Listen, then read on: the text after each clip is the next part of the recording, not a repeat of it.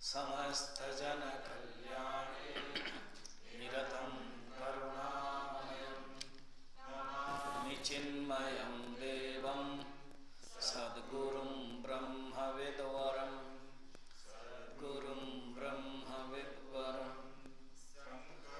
शङ्कराचार्यं केशवं बादरायणं सूत्रभाष्यकृतौ वन्दे भगवन्तौ पुनः पुनः।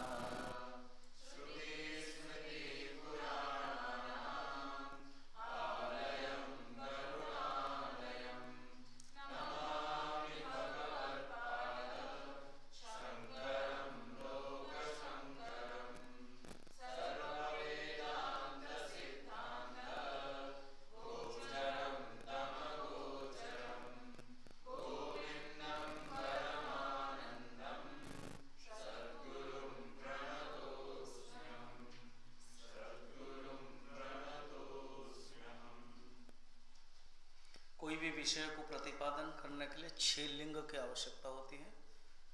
6 क्या क्या है? 6 लिंग की आवश्यकता होती है। क्या क्या है 6 लिंग?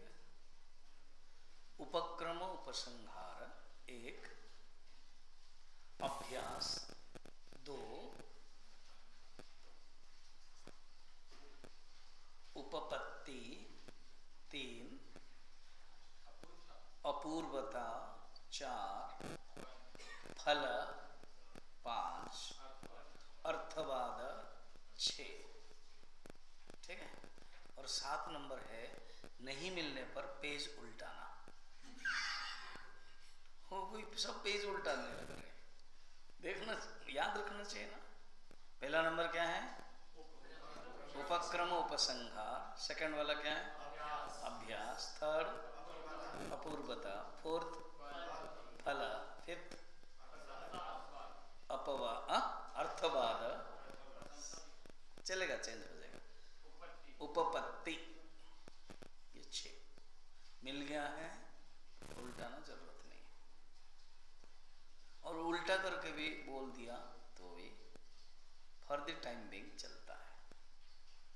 उपक्रम उपसंहार, जो इंट्रोडक्शन है वही उपसंहार में होना चाहिए। विवेक चूड़ामणि में उपक्रम में बताया था ब्रह्म सत्यम जगत मिथ्या आदि क्या प्रयोजन है, उसको यहां पर बता रहे हैं उपसंहार में। 522 ब्रह्म प्रत्यय संतति जगदतः ब्रह्मैव तत्सर्वतः पश्याध्यात्मदृशा प्रशांत मनसा सर्वास्वस्थास्वपि रूपादन्यदवेक्षितं किमवित चक्षुष्मतां विद्यते तत्तद्ब्रह्मविदः सतः किमपरम् बुद्धिविहारास्पदम्।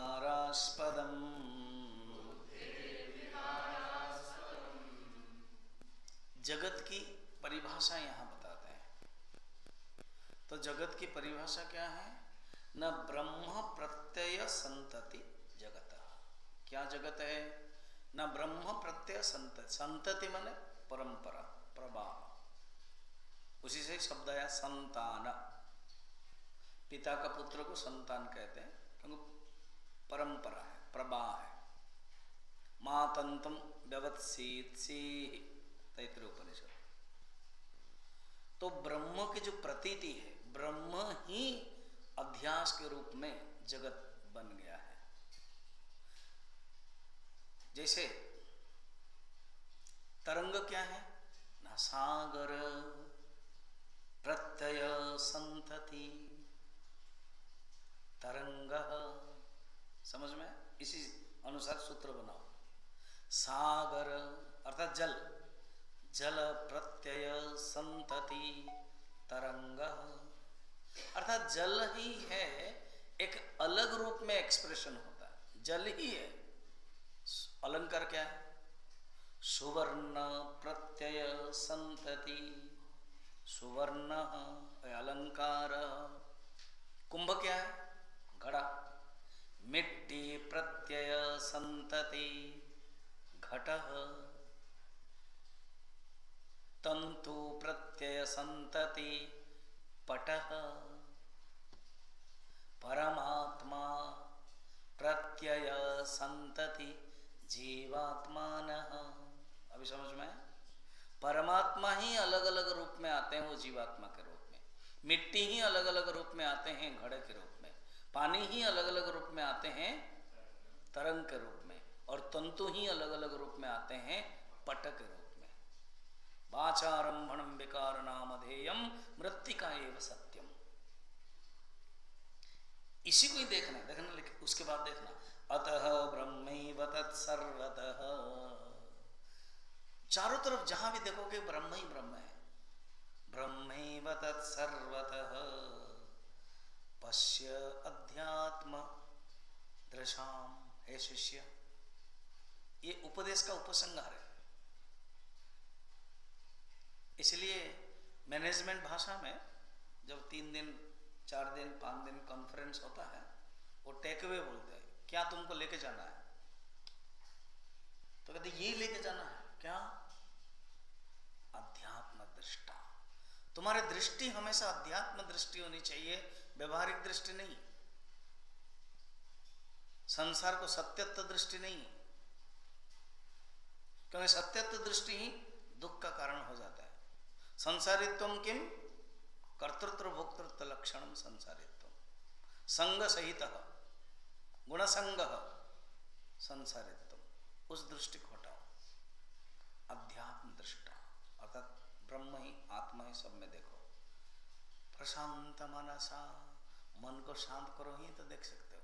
मन करो विक्षेप करोगे नहीं देख सकते हो।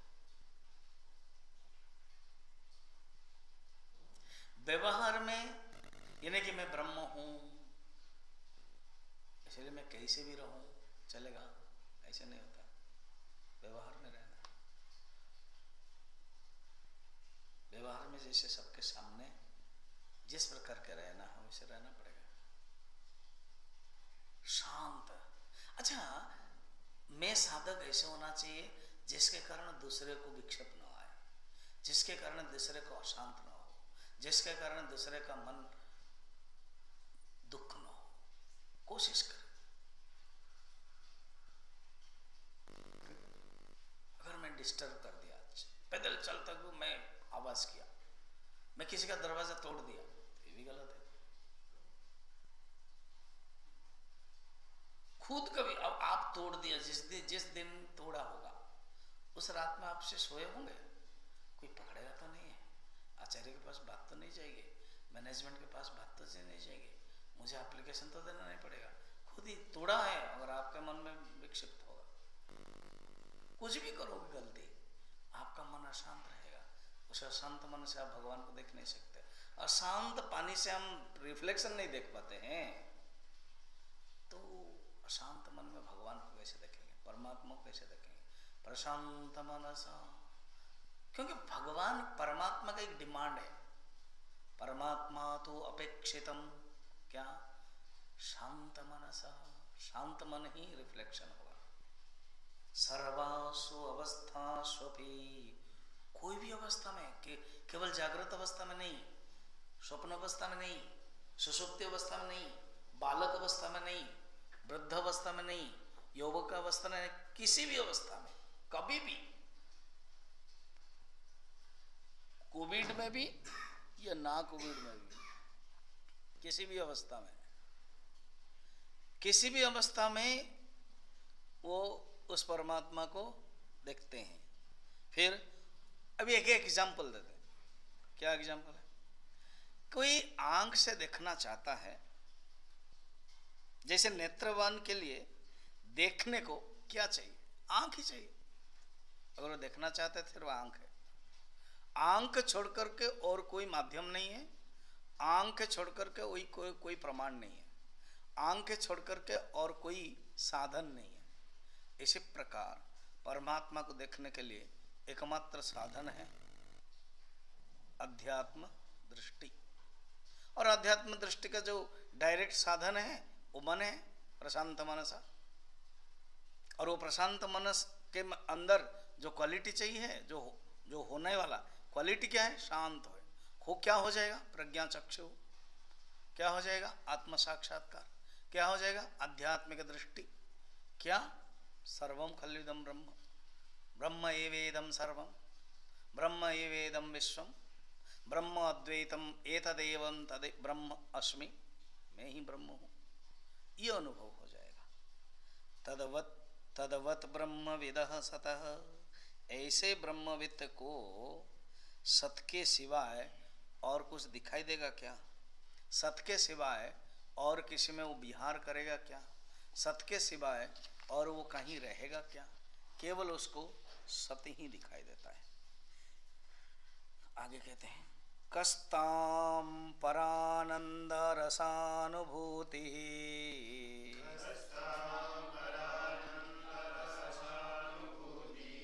भूतिम होगा, कस्ताम परानंद रसानुभूतिम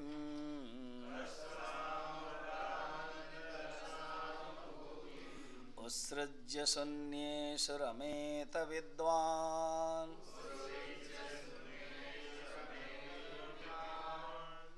चंद्रे महाहलादिनी दीप्यमाने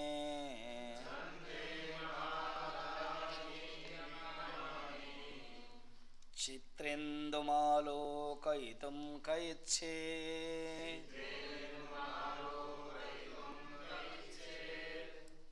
एक एग्जाम्पल देते हैं कि पूर्णिमा की रात हो, चांदनी हो, उस चांदनी की जो अनुभव छोड़ करके बाहर आए, सुंदर हवा बह रही है, शीतल है, मंद है और चांदनी की रात है। यही तो पूर्णिमा की रात, शरद पूर्णिमा है।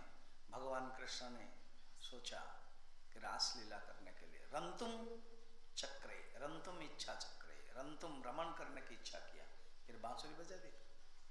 सुंदर उत्फुल्ल मल्लिका, जो सुंदर सुंदर फूल है वो हुए थे। चंद्र ज्योत्सना की छटा आ रही थी और यमुना नदी के पानी में वो प्रतिफलन हो रही थी, तो उन्होंने लगाया। ठीक है, सुनते ही सब गोपियां आ गई। तो ऐसे कोई होगा क्या मूर्ख जो बाहर के चांदनी रात छोड़ करके एक दीवार में जो उसका चांद है, चित्रलेखा है, उसमें खुश होगा? नहीं है। इसलिए देखना, चंद्रे महाहलादिनी दीप्यमाने चिंद्रंध्रुमाली कोई तुम कैच्छे, कोई नहीं होगा ऐसा। अर्थात भित्ति में देख करके ही कोई खुश नहीं होने वाला है। सचमुच देखेंगे तो आनंद है। तो रसानंद, सत्यानंद, परमानंद में आनंद छोड़ करके क्यों इस संसार में आएगा? असत पदार्थानुभवेन किंचित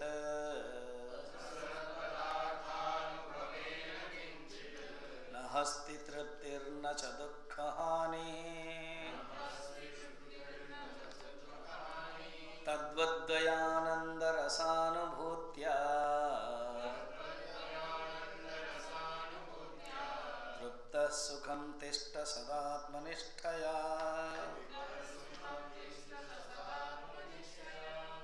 बाहर के जो पदार्थ है उसने समझ लिया कि इसमें आनंद नहीं है। असत पदार्थ न जरा सी तृप्ति अनुभव कर लिया, बाहर पदार्थ में तृप्ति नहीं है। आनंद सचमुच पदार्थ में नहीं होता है।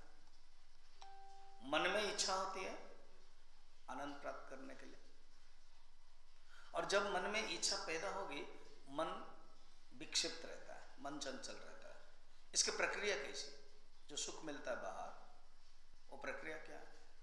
ना मन में इच्छा पैदा होगी कि वस्तु मिलने पर सुख मिलेगा, वस्तु मिलने पर आनंद मिलेगा, तो मन चंचल रहेगा।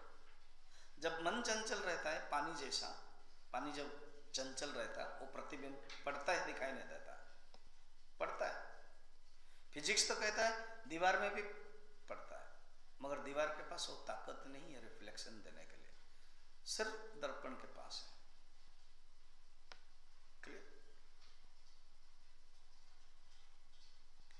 तो जब चंचल पानी हो जाता है, रिफ्लेक्शन पड़ता है, दिखाई नहीं देता है, विच्छिन्न ब्रोकन दिखाई देता है, ठीक से सूरज व चंद्र दिखाई नहीं देता है, या आपका मुंह दिखाई नहीं देता।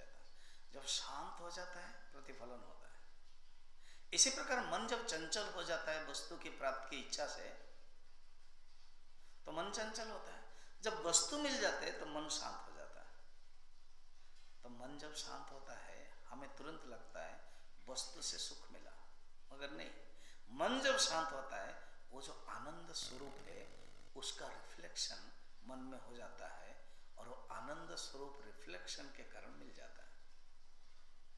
जैसे पानी का टैप बंद था, ठीक है, वो कभी कभी होता है ना, जो बेसिन होता है, वो बेसिन के जो डायरेक्ट है वो ठप ठप ठप गिरता है।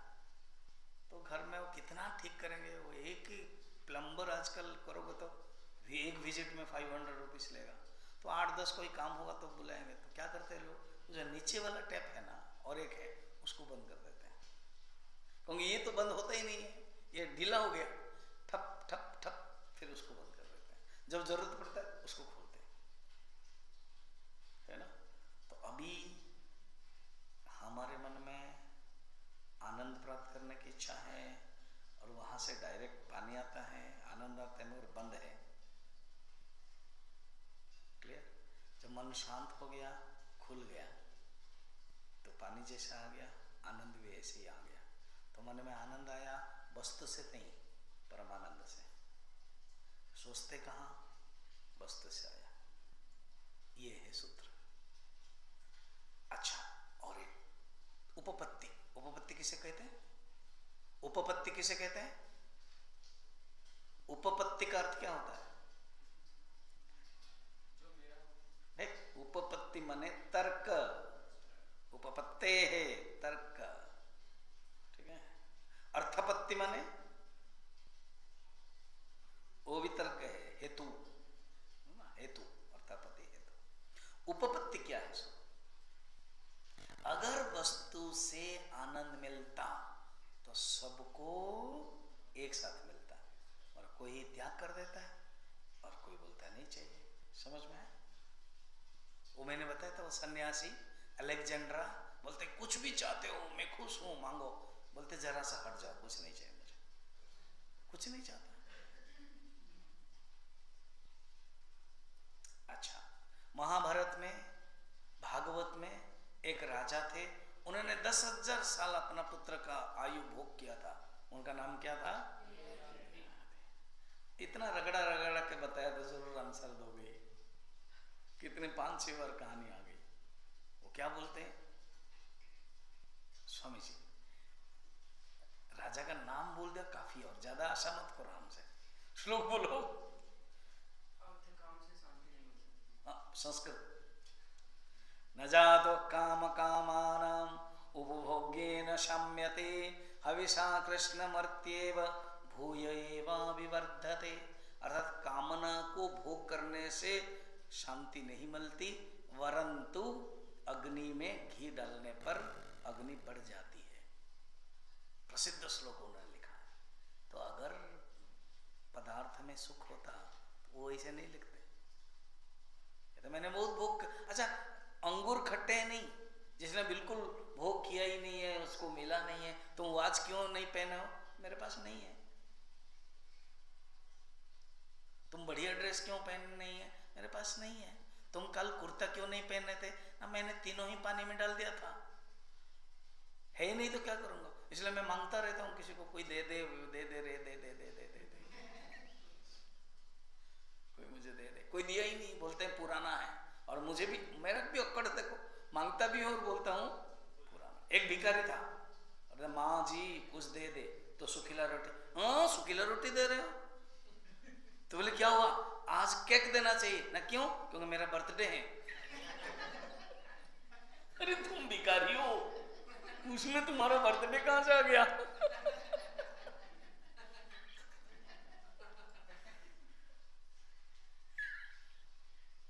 अगर मांगते हो तो फिर जो जैसे देगा। जरूरत, देखो इसका अर्थ है आपको जरूरत नहीं है।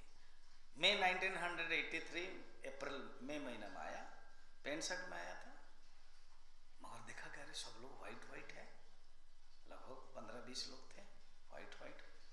तो ऐसे नहीं चलेगा ब्रह्मचारी होने के लिए। तो एक ने कहा ये ले लो, तो मैंने थोड़ी कहा मैं नया ही पहनूंगा, नहीं मुझे तो वही अच्छा लगा, वही नया लगा, क्योंकि आपका माइंड सेट है। मिला तो सही, सब चोरी फोरी हो करके आया हूं, खाली निर्धन, अभी जो मिल जाएगा वो सुख है। इसलिए मन आपको खुश रखना चाहिए।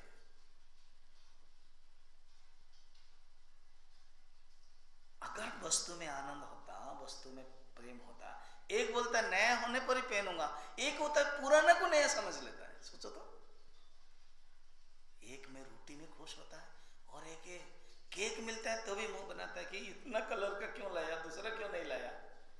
बच्चे लोग ऐसे करते हैं, कुछ भी लाओ ना खुश नहीं होते हैं। इसका अर्थ है वस्तु में आनंद नहीं है। कोई सुख की रोटी प्राप्त करके खुश हो जाता है, तो यही बातें कहते हैं, है ही नहीं आनंद। अद्वैय आनंद है, तृप्त होकर के उसी सतरूप में प्रतिष्ठ रहते हैं। स्वमेव सर्वदा पश्यन्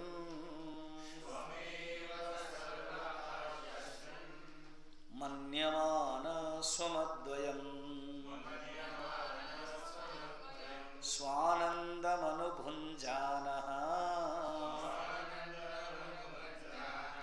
कालं नयमहात्मते। वेदांत चिंतया कालम नयेत, एक प्रसिद्ध वाक्य है। साधु को, साधक को कैसे काल समय करना चाहिए न, वेदांत चिंतया कालम नयेत। यहाँ पर कहते हैं गुरु, गुरु बड़े प्यार से कहते हैं शिष्य को, और ये भज गोविंदम जैसा मूढ़ नहीं है। वहां पर भी तो चेंज हो गया, मूढ़ फिर भ्राता, फिर लास्ट में क्या है, भक्त। क्या कम बात है, भक्त। तो यहाँ पर हे महामते, महामते हे महाबुद्धिवान, समा महान बुद्धि जिसकी है, अपने को एकम अद्वितीयम जानकर सदैव अपना आत्मदर्शन और आत्मचिंतन करते रहो। कालम नय नय करो, स्वानंदम अनुभुंजान, आत्मानंद में अपना समय व्यतीत करो, आत्मा साक्षात्कार करो, आत्मानंद में अपने भुंजान माने भोग करते हुए, आनंद में भोग करते हुए, आनंद लेते हुए। संसार के लोग सुख लेते हैं बाहर से, तुम अपने अंदर से ही आनंद लेते रहो और समय व्यतीत करो। अखंड बोधा मन निर्विकल्पे,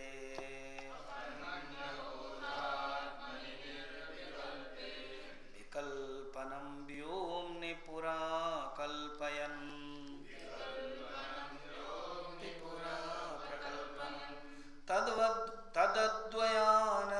तदद्वयानंदमयात्मना सदा,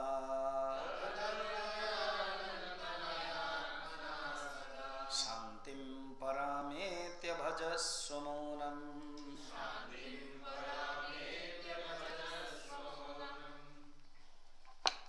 गुरु के ये शिष्य को प्रति लास्ट कृपा है, उपसंहार है कि तुमको किस प्रकार के रहना है, कैसे चिंतन करना है। तो निधिध्यासन को कभी नहीं छोड़ना है, ध्यान को कभी नहीं छोड़ना है, चिंतन को कभी नहीं छोड़ना है। और ये चिंतन को बरकरार रखने के लिए श्रवण को भी नहीं छोड़ना चाहिए।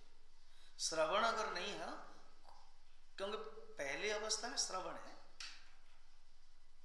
अभी आप अधिकारी हो जाओगे तो फिर आपके लिए श्रवण जरूरत नहीं है, तो फिर क्या हो जाएगा, वही चीज आप जब बोलोगे वो आपके लिए मनन हो गया, और मनन जब लाउड में बोलोगे वो प्रवचन हो गया। पूज्य गुरुदेव कहते प्रवचन इज ऑल्सो ए साधना। बहुत लोग बोलते ना, तुम लोगों के में मन में भी रहता है ये प्रवचन एक धंधा है। चिन्मय मिशन में एक दो के मन में था ना, प्रवचन करना धंधा है। नहीं, धंधा कभी भी गुरुदेव ने प्रवचन करना धंधा नहीं कहा है। रामचरितमानस में वर्णन है कि कलयुग में वेद को बेचना धंधा है, उसको गुरुदेव ने नहीं किया, कभी भी नहीं किया। अभी भी बरकरार है, अभी भी हमारे चिन्मय मिशन प्योर है, हम जानते हैं। 39 इयर्स का एक्सपीरियंस है, बता रहा हूँ। कहीं कुछ गंदा नहीं हुआ, गोमुख जैसा पानी शुद्ध है। क्यों? गुरुदेव के जो आइडिया है उसको बरकरार रखा गया, और जो परंपरा है सदा शिव समारंभम अस्मदाचार्य पर्यंतम। तुम लोगों ने उपनिषद गंगा के लास्ट सीरियल देखा, उसमें लास्ट में उपसंहार डायलॉग में क्या कहा, यही परंपरा है। प्राचीन काल में वेद व्यास शंकराचार्य, मध्य युग में रामकृष्ण परमहंस विवेकानंद अरविंद, और आधुनिक युग में स्वामी चिन्मयानंद जी। विवेकानंद नाम दिया गया, गुरुदेव का नाम दिया, तपोवन जी का, शिवानंद जी का भी नाम दिया गया, और अपने अपने गुरु ऐसे शब्द कहा गया। इसलिए ये कभी नहीं है, प्रवचन आपके लिए एक साधना है। जब आप प्रवचन दोगे ना, पता चलेगा कैसे कि ज्यादा खा नहीं सकते हो। अभी ज्यादा खा रहे हो, चल जाएगा, क्लास में सोएंगे, वो थोड़ा सा बोल देते हैं मगर चल जाएगा, मगर जो प्रवचन देंगे ना ज्यादा नहीं खा सकते। कड़ी ज्यादा खा नहीं सकते, इच्छा होगी तभी नहीं खा सकते, क्यों? नींद आएगी। दही ज्यादा नहीं खा सकते, क्यों? नींद आएगी। हमेशा एक डर रहेगा, नींद आएगी, आलस्य आएगा। 2 से 3 रोटी नहीं खाने में डर लगता, प्यार से कह दे देते हैं तो फिर वो छूट जाता है। साधना है। मैं तो यहाँ ब्रह्मचर्य कोर्स के समय 2002 से एक नियम बना दिया था। क्या? नो रोटी, नो चावल, नो दाल, ओनली बॉइल्ड वेजिटेबल, रोज वाला जो खाता हूँ सारा 2 साल। सुबोधान जी अभी भी मुझे मिले थे, मैं गया था दर्शन करने के लिए इलाहाबाद जनवरी 2020 में। इलाहाबाद प्रयाग में मिला, बोले खाना खाया माधव ने? हाँ। तुम वही उबली हुई खाते हो? बोले गुरुजी मैं थोड़ा सा 1-2 रोटी खा लेता हूँ दिन में। हाँ थोड़ा सा खाया करो। बोले गुरुजी मैं धन्य हो गया कि आपको याद है। बोले हाँ तुम इतना साल करते हो, किया है, सब याद है। देखो इसीलिए तो करना पड़ता है, तभी आप कुछ साधना कर सकते हैं। ये नहीं कहता कि नहीं अपना खाना बंद करो, अगर आपको तकलीफ होती है बंद करो। भागवत में वर्णन है, सुखदेव जी खुद कहते हैं तुम्हें भागवत में 7 दिन खाना चाहिए कि नहीं खाना चाहिए? तो कहते हैं वरंत मन्ये भोक्तम, भोजन न करना अच्छा है, एकादशी रहना, उपवास रहना और हविष्यान्न में रहना, फल में रहना। वो बोलते कहते मैं सबसे श्रेष्ठ मानता हूँ भोजन अगर आपके लिए विघ्न कर नहीं होता है तो भोजन करके सुनो, अगर विघ्न कर होता है तो त्याग करो। वो निर्भर है, मेजरमेंट है, रिलेटिव टर्म्स है कि आपको भोजन विघ्न करता है कि नहीं करता है। जितना विघ्न करता है उतना कम करो, जितना विघ्न नहीं करता है शरीर के लिए ठीक करता है। वो कहते हैं उपवास करोगे मगर आपको सिर चक्कर होगा, बाहर आते ही चांदनी रात को दिखाई देगा, बड़े बड़े पापड़ दिखाई देगा, फिर सवेरे सवेरे का पूरी दिखाई देगा, फिर परोठा दिखाई देगा, आलू परोठा। तो बेटर है खाओ,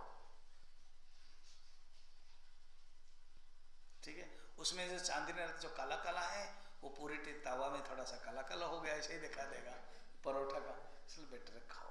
अगर तुम्हारे मन में उधर की परोठा आ गया है तो बेटर अंदर डालो, इधर मत डालो, इधर डालो। कितना सुंदर। तो यहाँ कहते हैं क्या है, वेदांत चिंतया, वेदांत चिंतन में तुम्हारा समय जाए, तुम अपने आप को सोचो कि तुम कौन हो, ब्रह्म हो। क्या? अखंड बोधात्मने निर्विकल्पे, अखंड बोध निर्विकल्प रूप में तुम किसी भी विकल्प होना संभव ही नहीं। जैसे आकाश में नगर, आकाश पुष्प कहते हैं।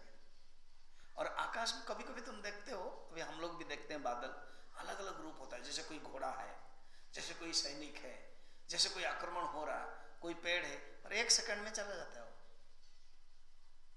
तुम्हारा मोबाइल कैमरा निकलता निकलता अलग हो गया, हाँ चला गया।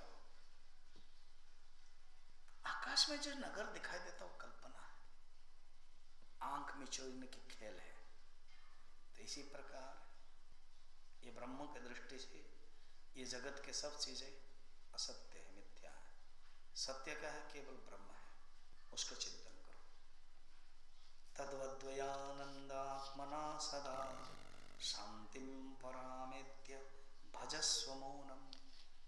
मौन होकर के तुम्हारा मन को मौन का अर्थ नहीं कि आवाज ना करना, बात नहीं करना। अब कोई एक दिमाग खराब हो जाएगा, मौन में रहूंगा करेगा, दूसरों को हैरान है। खाना खाओगे और वो सोच वो मन में है कि खाऊंगा, और बोलता है इसे, साउथ इंडियन है ना।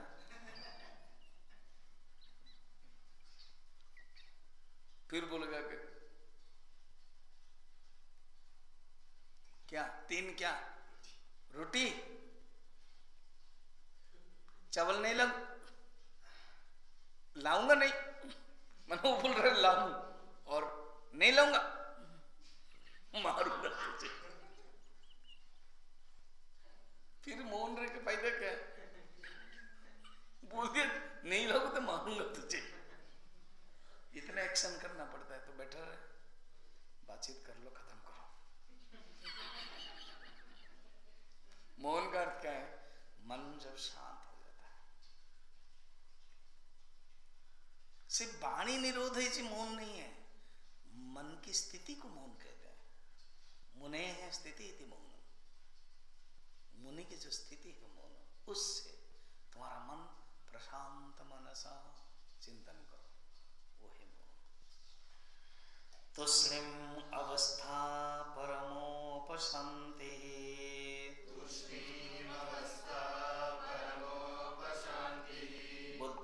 बुद्धिरसत्कल्प विकल्प हेतो,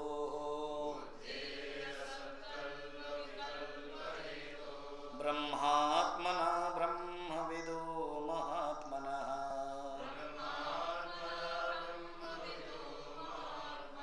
यत्र द्वयानंद सुखम निरंतरम।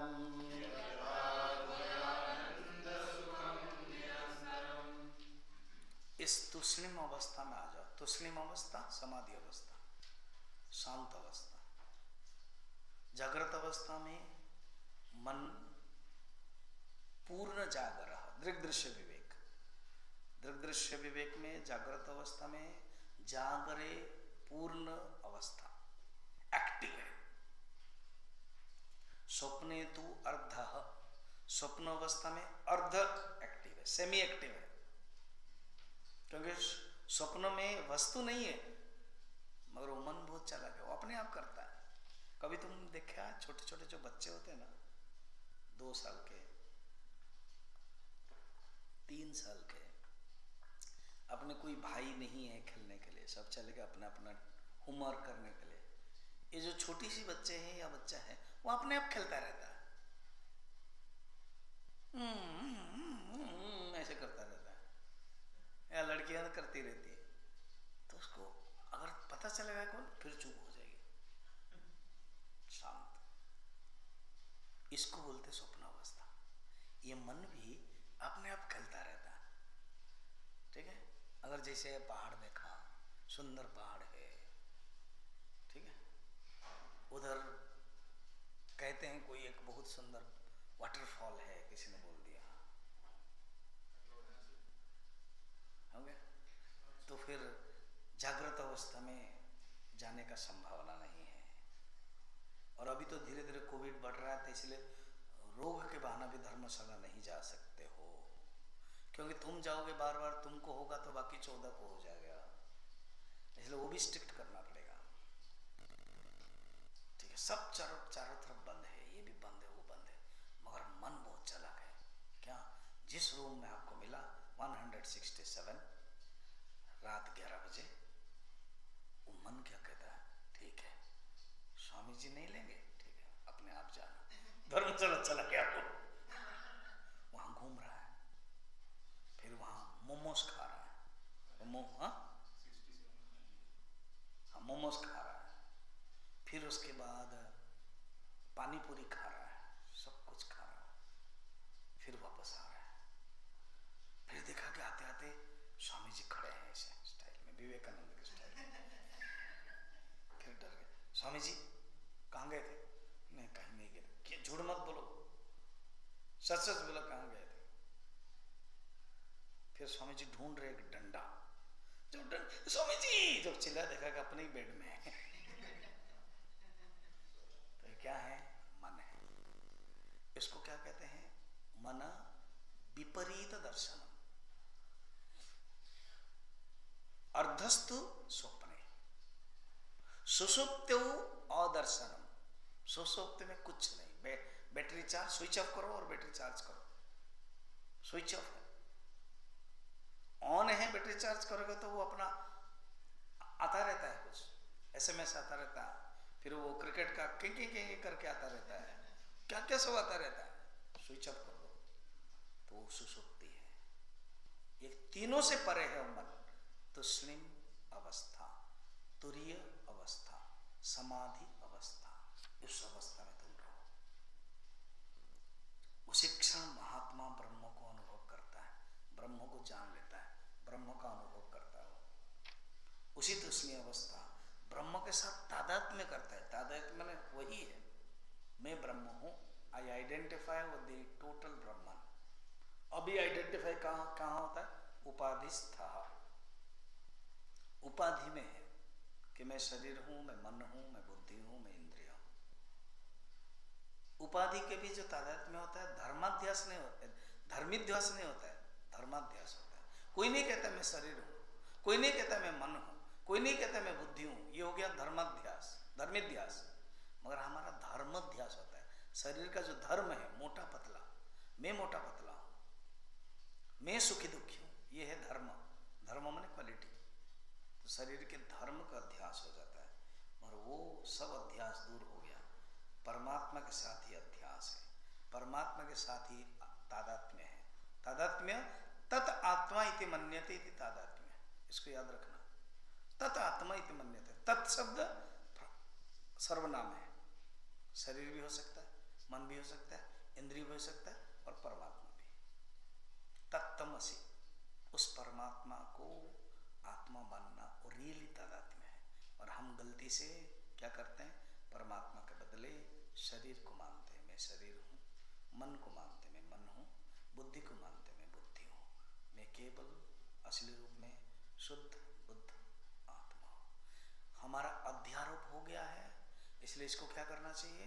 अपवाद करना चाहिए। सूत्र क्या है? अध्यारोप अपवादाभ्याम निष्प्रपंचम प्रपंचते, ये सूत्र है। मेथड क्या है? अध्यारोप अपवादाभ्याम निष्प्रपंचम प्रपंचते। निष्प्रपंच को कैसे जान सकते हो? निष्प्रपंच को अनुभव कैसे कर सकते हो? अध्यारोप अपवादाभ्याम। जो अध्यारोप हो गया है कि मैं शरीर हूं, मैं मन हूं, उसको हटा करके, अपवाद करके, मुक्ति हित्वा। मुक्ति क्या है? अन्यथा रूपम हित्वा, स्वरूपेण व्यवस्थित ही। तुस्लिम अवस्था में अद्वैत ब्रह्म में अनुभव करते हैं। नास्ति निर्वासनामो न परम सुखकृदत्तम तम विज्ञातात्मा स्वरूपस्य स्वानंद रसपायिनः।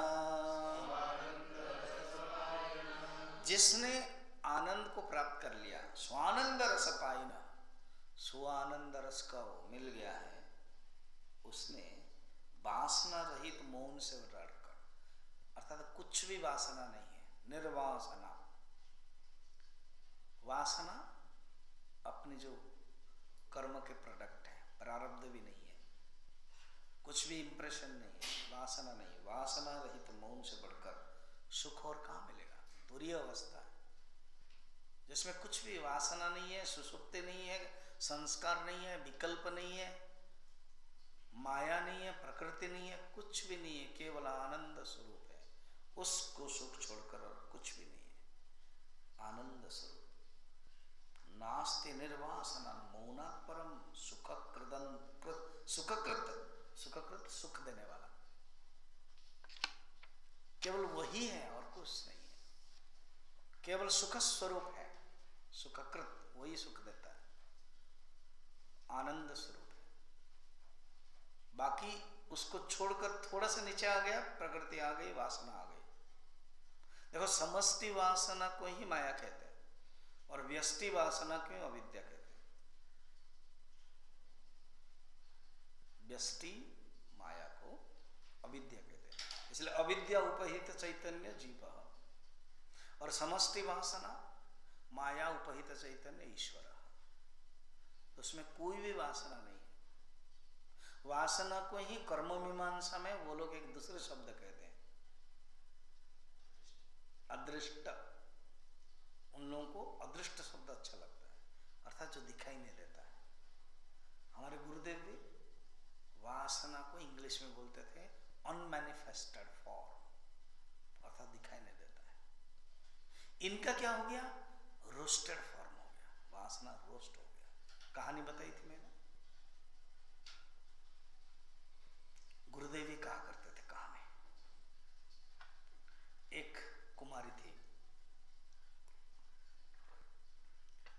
यंग थी, शादी करने वाली थी। पिताजी माताजी कहीं गए थे दिन में, गांव पड़ोस के गांव के जहां पर वो शादी करेगी, उसके भाभी ससुर रास्ते में जा रहे थे। उसके मन आया कि देख लो लड़की को, बहू को।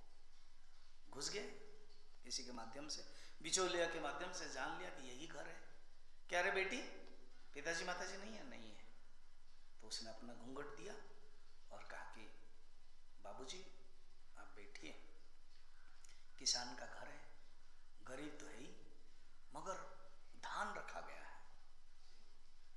तो इस धान को निकाला और वो उस धान को क्या क्या भाजने के लिए, भूनने के लिए, क्योंकि चूड़ा बनाना है। जो भाभी ससुर वो जान लिया ये कुछ बना रही है, क्योंकि जो चूड़ी पहनी थी वो आवाज आ रही थी। इसी को अवधूत में कुछ अलग रूप में कहते हैं। मैं अभी जो बोल रहा हूँ कहानी अलग रूप है, इसी बस यहीं पर ही कहानी ट्विस्ट कर देते हैं अवधूत अलग रूप में, वो बताऊंगा मैं। तो भाभी ससुर जो है, ससुर अनुभवी व्यक्ति है, वैसे उनको लगा कि चलो बेचारी क्यों हैरान हो गई, हमें तो बहू चाहिए, अच्छी है लड़की, बस देखना था। बेटी चिंता मत करो, कुछ बनाओ मत, हम जा रहे हैं। चले गए। अब ये जल्दीबाजी में वो जो धान गरम हो रहा था उसको फिर निकाला हांडी से, वो जो घट्ट से, और उसको रखा। फिर उसके बाद अपना समय हो गया, ठंडा हो गया तो रख दिया बंद करके। 6 महीने के बाद शादी हो गई। अब गर्भवती भी हुई। भारतीय महिला की पहली बार जब गर्भवती होती है तब अपनी मायके आती है। अब देखा कि पिताजी बहुत दुखी है, बारिश भी हो रही गांव में, फसल भी है,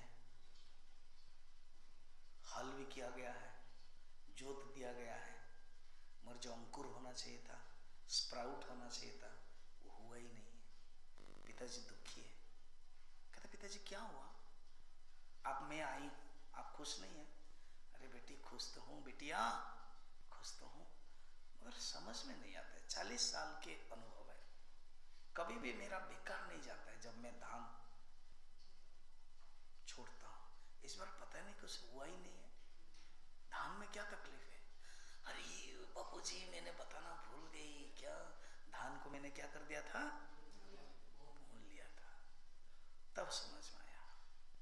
तो उसको बोलते हैं निर्वीजम।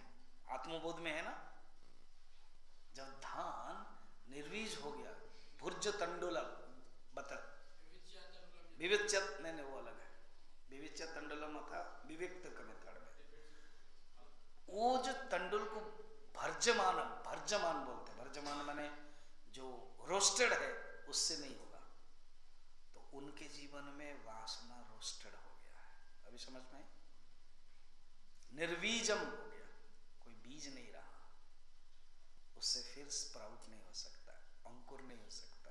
फिर जन्म मरण संसक्ति नहीं हो सकती है। ऐसी स्थिति है उनके अंदर। विज्ञात आत्मस्वरूपस्य स्वानंद रस पाइना। अच्छा, वो जो लड़की से हमारे अवधूत ने क्या सुना सीखा देख लो। 24 गुरु है ना। हे यदराजन, मेरे जीवन में 24 गुरु है। मैंने मिट्टी से भी सीखा, पानी से भी सीखा, अग्नि से भी सीखा, अजगर से भी सीखा, वेश्या से भी सीखा, तीरंदाज से सीखा, आकाश से सीखा, सूर्य से सीखा, मधुमक्खी से सीखा।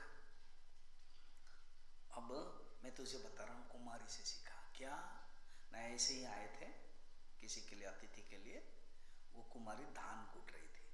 जब धान कूटना शुरू किया तो उसकी जो चूड़ी की आवाज़ है वो आवाज़ होने लगी। तो उसको लगा, अतिथि को खराब लगेगा कि अभी धान कूट रही है, अभी चूड़ा बना रही है, इतनी गरीब है। तो उसने क्या किया, एक एक चूड़ी निकालने लगी। फिर लिखा बहुनाम वासः कलह, भागवतम। जब अनुभव कर लिया, जहां एक चूड़ी है इस तरफ और इस तरफ, कोई आवाज नहीं है।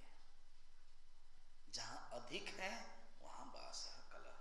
अर्थ क्या है, साधक को सबके साथ रहते हुए भी एकांत में रहना है, सबके साथ रहने हुए भी अपने मन के साथ रहना है, सबके साथ रहते हुए भी अपने परानंद के साथ रहना है। ये मैंने सीख लिया। रहो सबके साथ, रहना अपने मन में, रहना अपने परानंद के साथ। मन को परानंद में रखोगे, सबके साथ रहते हुए भी कोई तकलीफ नहीं है।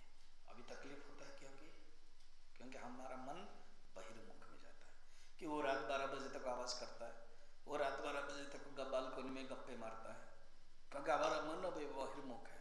आपका मन परमात्मा में लगाओ या तो सुसुप्ति में लगाओ।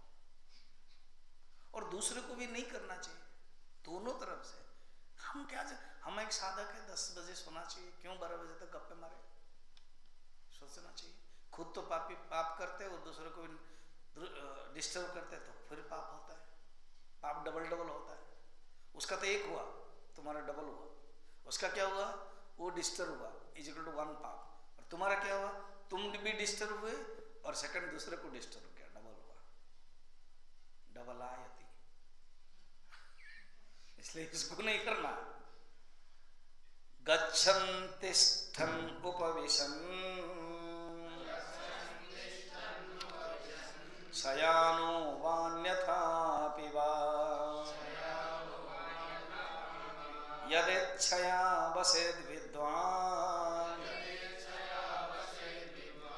आत्मा राम सदा मुनिः। सूत्र ये है कि स्वामी जी, हम लोग तो साधक है, हम ब्रह्मचारी हो या गृहस्थ हो, ऐसे सब इन लोगों के सुन करके हमारा क्या फायदा। यानी यानी सिद्धस्य लक्षणानि तानि तानि साधकस्य साधनानि। उनके जो लक्षण है हमारे लिए साधना है। यहाँ क्या कहते हैं, नया वेदांत चिंतया चिंत नय कालम अद्वैतम अस्मि। तो हमें भी करना है कि हमें भी यही चिंतन करना है कि मैं ब्रह्म हूं। हमारे अंदर ये वृत्ति हटा देना चाहिए, बहिर्मुख वृत्ति हटाना चाहिए।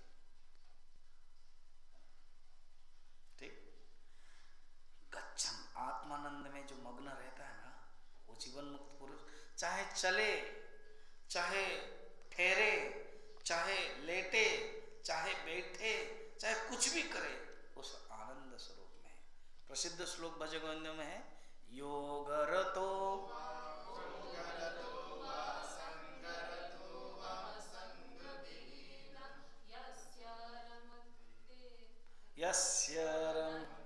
यस्य ब्रह्मणि रमते चित्तम नंदते नंदते नंदतेव भज गोविंदम।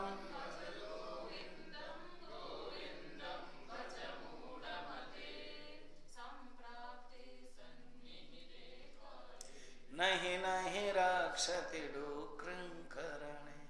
कुछ भी रहे, कहीं चले, कहीं बैठे, कभी योगरत, योग में है, कभी भोगरत,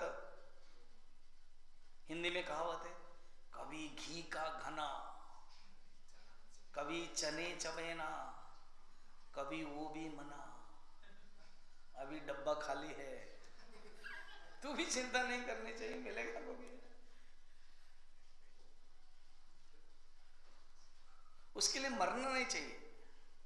नहीं नहीं नहीं नहीं, डब्बा खाली है, कोई भर्ती नहीं करता है, आप स्वामी जी कुछ बोलते नहीं हो मैनेजमेंट को, बोलो बोलो तभी हमारी नींद आएगी, ऐसे नहीं है। साधक हो, मिल रहा है ठीक है, फिर मिलते समय टूट नहीं पड़ना चाहिए।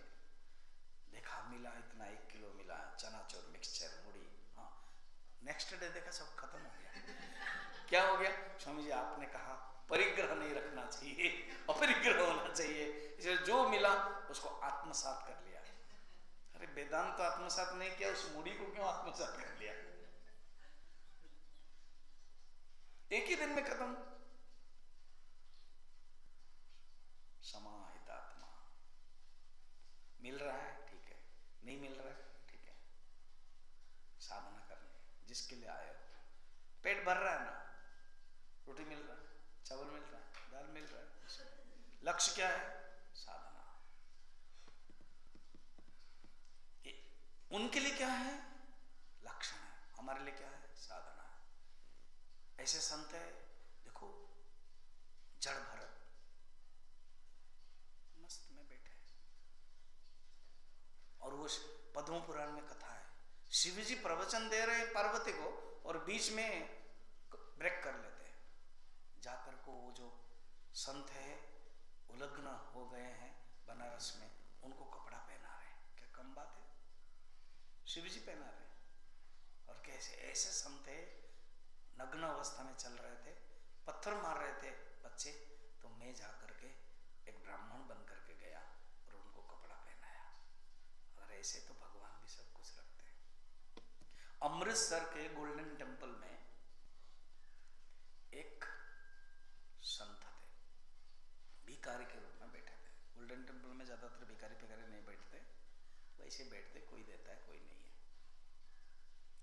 एक दिन कोई एक पंडित बनारस काशी से अपने शिष्यों ब्रह्मचर्य को लेकर के आए। ब्रह्मसूत्र के बारे में कुछ विचार था कि वो मंदिर दर्शन करने के बाद उसी जगह पर थोड़ा सा मिला, वो चप्पल जूता सब लेके कोई आएगा, तो इसलिए वो बैठे थे। एक ने शिष्य ने प्रश्न पूछ लिया पंडित को, पंडित कुछ बता रहे थे, गलती बता रहे थे, पता नहीं इनके मन में क्या आया, बोल दिए, तो जान लिया कि ये बड़े श्रेष्ठ संत, सब लोगों ने प्रणाम किया। फिर नेक्स्ट डे से वो बोले कि यहीं नहीं रहूंगा, चले गए। तो वो जो पंडित है वो ढूंढ रहे थे, मिले ही नहीं है, कहाँ चले गए, अदृश्य हो गए। ऐसे संत होते हैं। कौपीनवन्तः खलु भाग्यवन्तः सदा रमन्तः, वेदांत वाक्येषु सदा रमन्तः कौपीनवन्तः खलु भाग्यवन्तः। आते हैं चले जाते हैं। उस कथा में देख रहे थे, जटिल मुनि आए, बता दिया और निकल गए, पता नहीं चला, दृश्य हो गए। तो ऐसे संत लोग होते हैं। तो हमारे लिए साधन है, मिल रहा है तो ठीक है, नहीं मिल रहा तो ठीक है। लक्ष्य क्या है? वेदांत चिंतन। आज के लिए लास्ट। न देश काला सनदिग्यमादि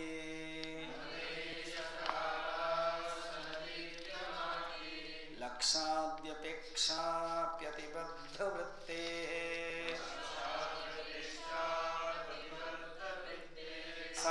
संसिद्धतत्त्वस्य महात्मनोस्ते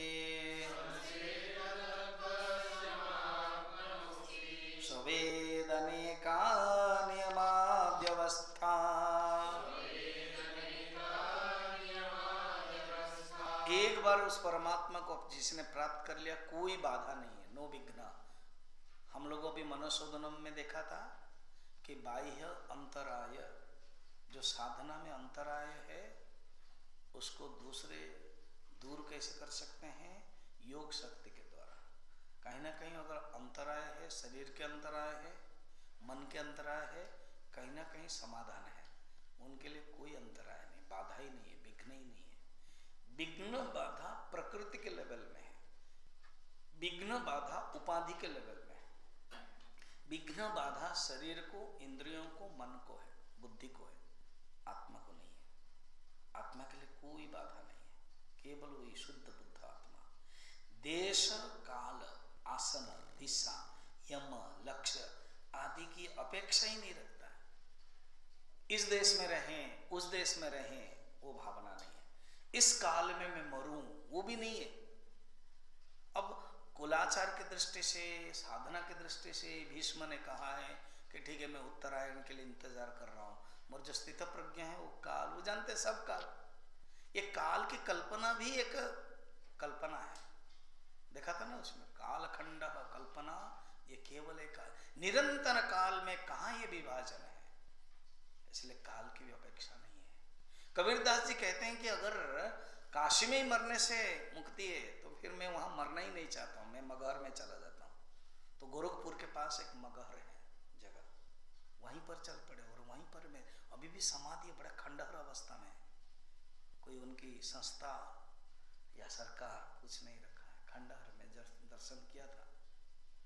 मैं जो ब्रह्मचर्य अवस्था में था तब मैं जब गया था, महंत अवैधनाथ ये जो योगी जी के गुरु है, जो MP थे, ये भी थे। मैंने चिन्मय मिशन के ब्रह्मचर्य कहा तो बुलाया और दर्शन करवाया, फिर भोजन करने के लिए कहा इन्होंने। आज वो CM है, क्योंकि उनको पुरुषार्थ है उनका, उनके हैं। तो वहाँ वहीं पर ही रहा मैं एक रात। फिर एक किसी डिवोटी से मिले तो उन्होंने एक रात बुला के लेके गए कि हमारे घर में एक रात रही है। वहाँ उन्होंने मुझे घुमाया था, कबीरदास का देखा, वहीं पर समाधि ली थी कबीरदास, जानबूझ के लिया था, मैं यहीं मरूंगा मगहर में, और वहां पर कहते हैं मरने से मोक्ष नहीं मिलता है, तो जानबूझ के मरूंगा, क्योंकि उनका यही है, जो रूढ़िवाद है वो दूर करना है। जो संत होते हैं उनके देश काल कुछ नहीं है। आसन, इसी आसन में कोई कहते हैं बैठते हैं तो ब्रह्मरंध्र तो फूटेगा, क्या फूटेगा, शरीर फूटेगा, आत्मा में क्या फूटेगा। देखो ब्रह्म दृष्टि से कुछ नहीं है, ये केवल जो साधना के स्तर पर है। आसन, दिशा, ना ना ना, दक्षिण दिशा में अगर सिर रहेगा तो गड़बड़ है, दक्षिण दिशा में पैर रहना चाहिए, उनके लिए कोई दिशा नीति नहीं। यम, यम ने कंट्रोल, लक्ष्य, कोई एक लक्ष्य, कोई अपेक्षा नहीं रहता है उनको। भला अपने आप को जानने के लिए कौन नियम हो सकता है? खुद को अगर जानना है उसके लिए क्या नियम है? जब आप सो के उठते हो दोपहर में